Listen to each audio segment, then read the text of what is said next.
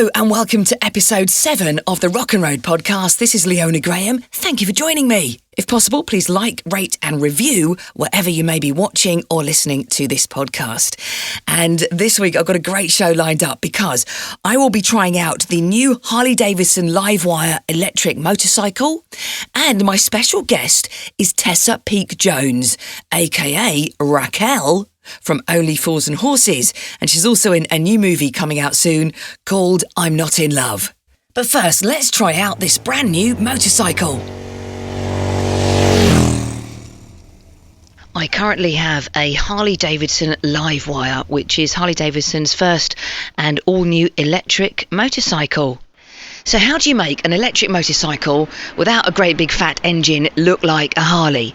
Well, what they've done is try and focus on the styling and the design, and in their words, they've covered it in a bright case, which is mechanical, a muscular shape, and it's meant to convey the power it contains. And before you think, what power? This does 0 to 60 in 3 seconds.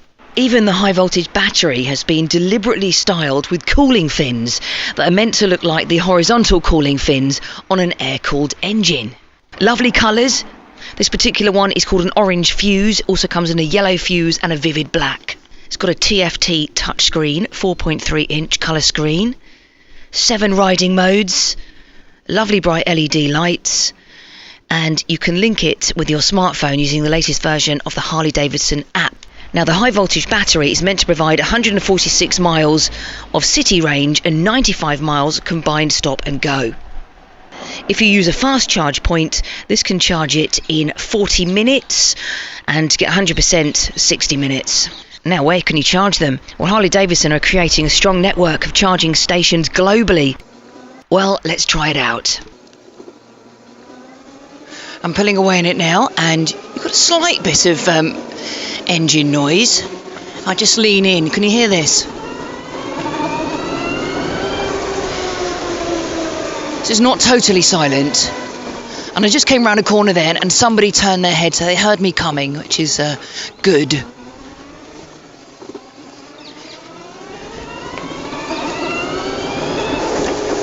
It's literally just a twist and go system, and the indicators are something I love. Makes so much more sense. You have indicator on the right for turning right, indicator on the left for turning left.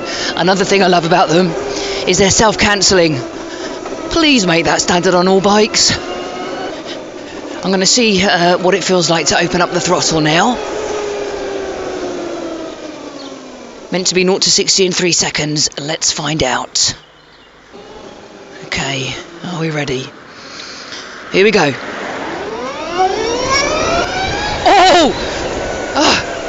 I did 0 to 40 and I had to stop. I felt like I was going to fly off. It's almost like I couldn't hold on.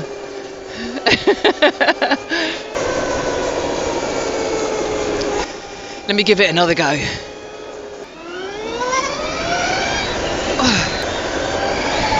Whoa! Woo! I got to 55 then.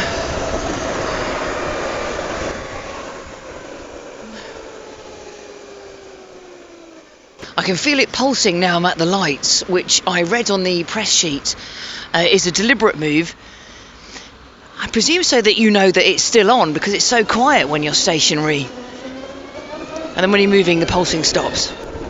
There's no left-hand brake, only on the right and the right foot. Your left hand is almost redundant apart from indicating to go left.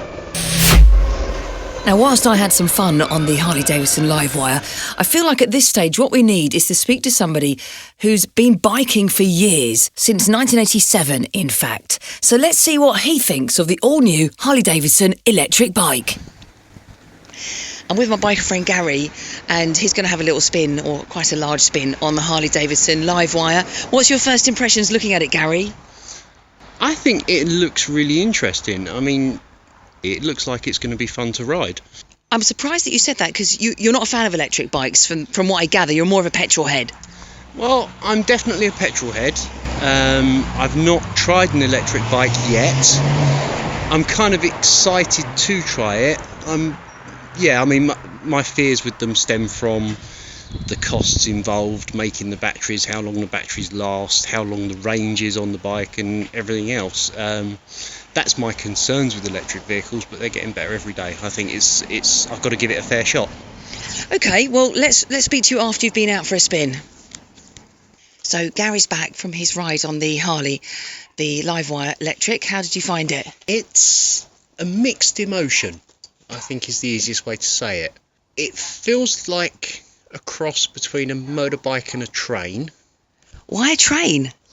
You know, when you get on a train and it pulls out of the station, it's just a pull, and the way it feels and the noise it makes. That kind of...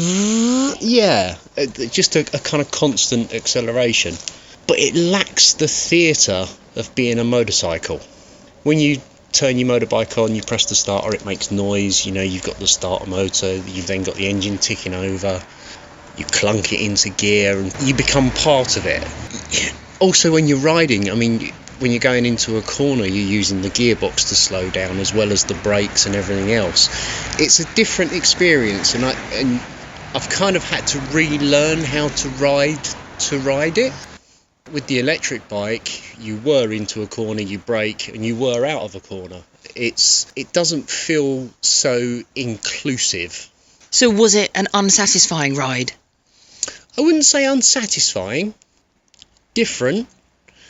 Maybe you'd have to develop a different set of skills to get the most out of it. So you still enjoyed it? Oh, I enjoy riding anything on two wheels, and this has been no different. I've had a good afternoon enjoying myself on it. Now, the battery ran out while you were out, so you used the portable charger, but that isn't as quite as quick as you thought it might be. No, I went out, I think it said I had 95 or so miles range when I went out on it. I think I'd used up the best part of that after about 65 miles. So, I mean, obviously they've got to average it out, and I was probably riding a bit more spiritedly than their calculations.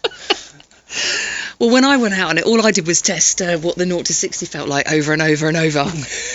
Yeah, that's kind of addictive. Pulling away from traffic lights is real good fun. And again, it comes down to that train feeling. It's just that linear, constant acceleration. It feels fantastic. You took it up Box Hill, and there was lots of other bikers there. Did they comment on it? I got approached by about 15 people. Really? What did they say? Well, it's all, we saw you arrive, but we didn't hear anything, so we had to come over and ask what it is. And were they interested? Did they think they want to try one? Box Hill is petrol head heaven. There was a few people who kind of had a prod and a poke and a good look around it, but I think the interest will grow. I mean, obviously I could speak about how I'd found riding it and how it handled. Handles lovely. It's got poise and balance like you wouldn't believe.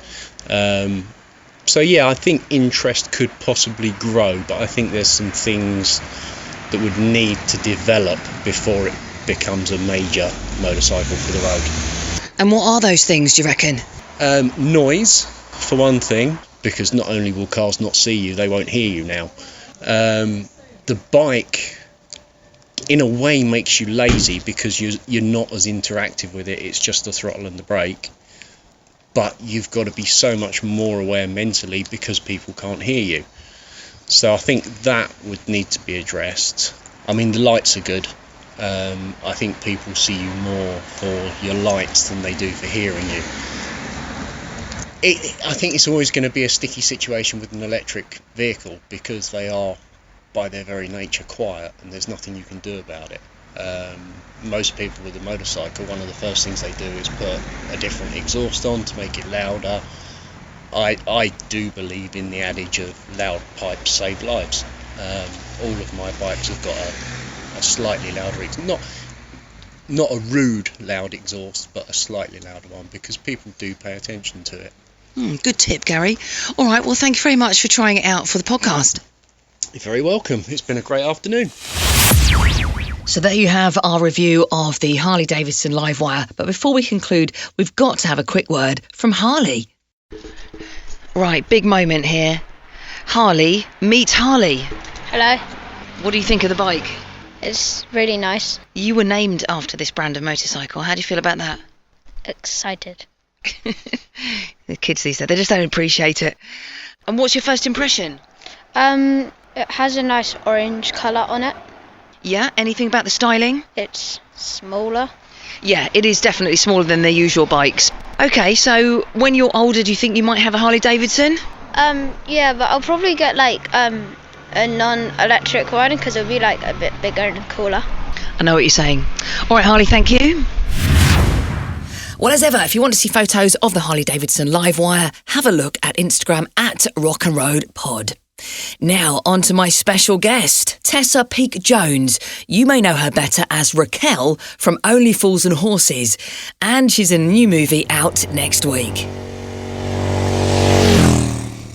Please welcome to the podcast, Tessa Peake-Jones. Hi, Tessa, how are you? Hello, I'm very well, thank you, which is, amazing considering the year we've been in, but terribly well. It's certainly been a strange one, hasn't it? And how have you been over this last COVID year? Well, fine. I mean, I was in the theatre last March when we were on tour when this all happened, and Boris said, I suggest you don't go to the theatre tonight. So our show was immediately cancelled that day, and we were all, unemployed suddenly. So I had 6 months, as the country did, of not knowing what on earth was going on, and particularly for theatre, which still hasn't opened. But luckily, I've just spent 6 months doing the 6th series of Grantchester, so I feel incredibly blessed. Because it could have been that, like many of my theatre colleagues who are still waiting for work, I could have been in that boat too. But luckily, thanks to Grantchester, I have been working. That is very lucky indeed. And in fact, you made a film. Was that recorded before COVID then? Yes, the film I'm Not in Love was recorded in 2019 before COVID. But in fact, of course, stars Al Weaver, who is also with me in Grantchester. Amazing, yes. So you're in this new film, and this is actually out soon, isn't it? April the 12th. Digital release on April the 12th sounds terribly impressive, doesn't it? It does. Someone who's technologically hopeless. But yes, on April the 12th it will be going out on certain streaming things. Okay, so it's called I'm Not in Love, and what part do you play? Well, Al Weaver's playing the lead in this. He plays a young man called Rob, and I play his mother, which was just wonderful because we do a sort of not quite mother-son relationship in Grantchester, but she nags. She's the housekeeper and she nags him and he's the curate. So it didn't take much to step then to the next level, which was mum and son. And it was joyful because, there was a shorthand. When you know an actor well and I've known him. I was his mentor at drama school when he was at Guildhall. Oh, wow, yeah. When you've known someone that long and watched their career and then work with them on a teleseries and then you get to work with them on film as their mum, a very emotionally manipulative woman she is too, it's joyous. Yeah, that's really nice. And when you started out, what made you choose acting as a career? Well, I really wanted to be a dancer, but I realised by the age of about 15 that body-wise, I really wasn't the right shape. I was quite tubby. And also, I wasn't classically. I loved tap and modern and all the stuff. I wasn't really very brilliant at ballet. So I joined a little drama group that was connected to this little dancing school and then started doing, speeches and Shakespeare and all that stuff. And that drama teacher encouraged me and said, why don't you try for drama school? Which drama school did you go to? I went to Central. Oh, that's a good one, isn't it? Yeah, it was great. I loved it. And of course, there you learned all kinds of performance skills, including theatre. And talking of theatre, I had a guest on a few weeks ago from Only Fools and Horses, the musical. Have you seen it? I haven't seen it yet. They very sweetly invited me to the original sort of first night, whenever that was, and I couldn't go because I think I was in the theatre at the time. I've heard such glowing things about it, though. Yes, it's absolutely brilliant, and they, like you, are, they're desperate to get back onto it. But yes, it is fantastic. I can highly recommend it. But coming back to the actual TV show now, what was it like being in that? Oh, it was brilliant. I mean, how can you not have a great time when you've got all those amazing comedy actors, you've got brilliant scripts, interesting parts, and, more importantly than anything, the feedback from the audience. Every time we recorded one and we were in the studio and the audience would come in, they'd be queuing for hours to get in. They were so dedicated. Yes, it's so well loved, isn't it? About that? Well, it's still now, 20 years later. Yeah. We still all get letters from people, youngsters who've said, oh, my mum or my granddad used to talk about it, and now I'm watching it. And it gets passed down the generation because it's on UK Gold. And I think the writer, John Sullivan, he died sadly too soon, but if he were, he'd be so chuffed. I know. Teenagers are still writing to us all to say they find it funny, you know? I think he'd be so thrilled. How did you go from being a Central Drama School student to getting that big role?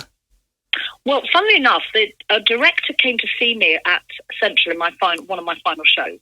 And he was casting a telly program called Selfish Change, which was about a bank. It was a sort of drama series. And there was a part in it of a new young bank clerk that starts, and she's terrified. And she goes through the series. I'd never done telly. Anyway, he came to see the show and offered me to part because I was so terrified when I met him after the performance. He said, I think you're just right for it. And I spent the 6 months watching and learning and in a corner, not speaking to anyone. I was so scared and learning about cameras and learning about studios.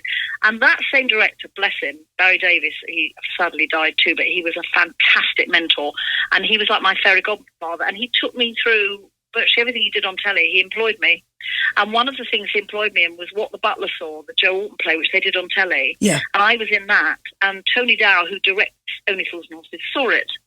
So when they were casting Raquel, he asked me to come in and read for it. And I had never, unlike most of the country, I'd never seen Only Fools and Horses because I was doing so much theatre. I didn't really ever get into it. So I didn't know what I was going into. And I read the script and thought, wow, it's amazing. It's fantastically funny. Then I had to be recalled and read with David Jason, who again, I mean, I sort of vaguely knew his face, but I didn't know and we read together, and the rest is history. He got the job, and have never looked back. Yeah, wow, absolutely incredible, amazing the way they discovered you like that as well. You didn't actually intend for it to happen; it just evolved like that. That's fantastic. Well, I think sometimes things in our business can be like that, actually. Yes, they most definitely can. It's all about timing. Well, this podcast is actually about cars and music. Now, just referring it very quickly back to Only Fools and Horses, if you had to choose, are you a Capri or a Robin reliant person? Oh, definitely Capri. Tell us why. Most definitely. Not a three-wheeler. I don't think I could ever drive a three. I mean, I was very late to drive, actually. I was 30. Okay, that is unusual. I grew up without a car. Is it because did you live in the city or...?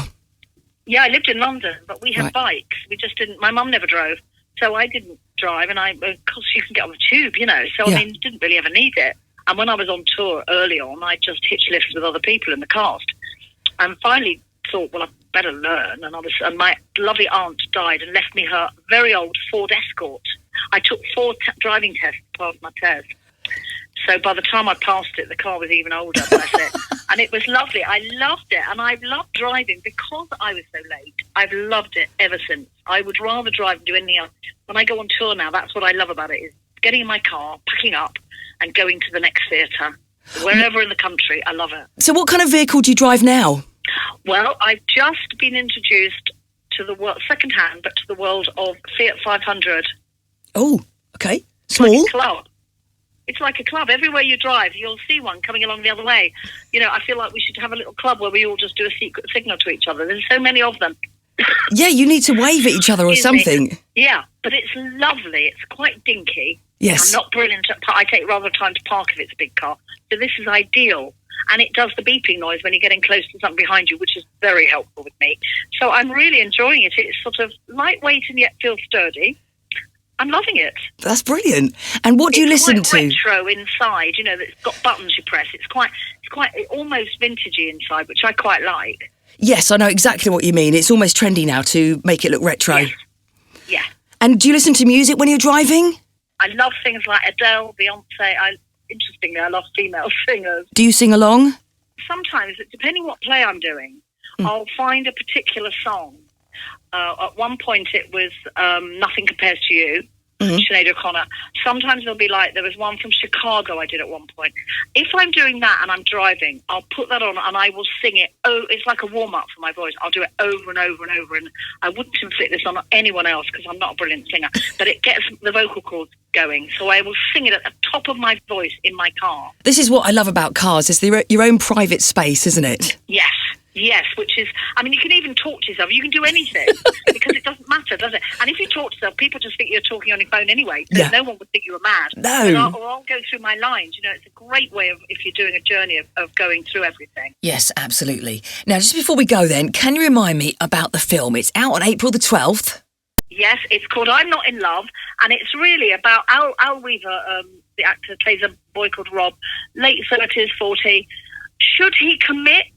He and his girlfriend were quite like a baby, and it's that age-old dilemma, do I commit now? Do we go ahead with this? Do we have a baby and go, this is it for the rest of our life?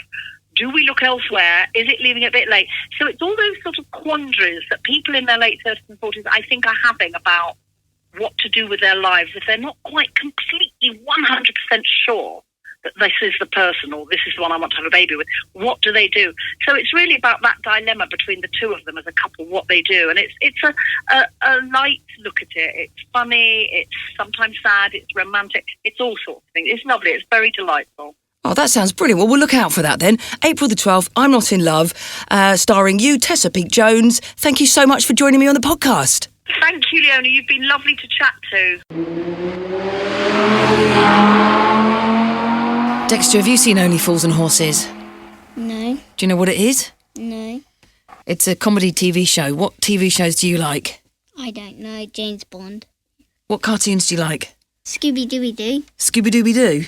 Yeah. Anything else? That's it. One programme? Yeah. That's the only classic one. Well, we all love a classic. Talking of classics, I've got two amazing classic albums to remind you about right now. And we'll start with one by the Choir Boys. Now, you may have heard me play It's 7 o'clock, It's Time to Party quite a lot over the years by the Choir Boys, which is spelt Quire, Boys. The album is called A Bit of What You Fancy, and it does start with that amazing song, 7 o'clock, which is a really good rock and roll number. But there's loads of other amazing uplifting songs on this album.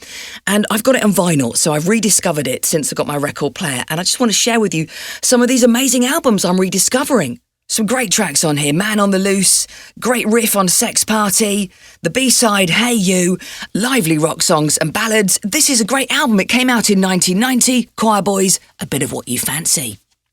And from a bit of happy-go-lucky rock and roll from the early 90s to something a little different from the 70s. Actually, from 1970, and it's Van Morrison, Moondance. I'm actually a huge Van Morrison fan. You may not have realised this, but this is an album I'd love for you to play from start to finish. And without using that cliche musical journey, well, yes, I am going to use that cliche, because it is a musical journey from start to finish. And you really must try and listen to it in order all the way through. It starts with Stoned Me, goes on to the brilliant one that you may well know, Moondance. Lively song to open side 2, Come Running. It's basically a rhythm and blues rock music type album incorporating soul, jazz, pop and a bit of Irish folk as well. So Van Morrison, the album Moondance is one I highly recommend this week. That's it from the podcast this time. Episode 8 will feature the Dacia Sandero and another amazing special guest. Thank you for listening. Please follow me on the socials at Rock and Road Pod.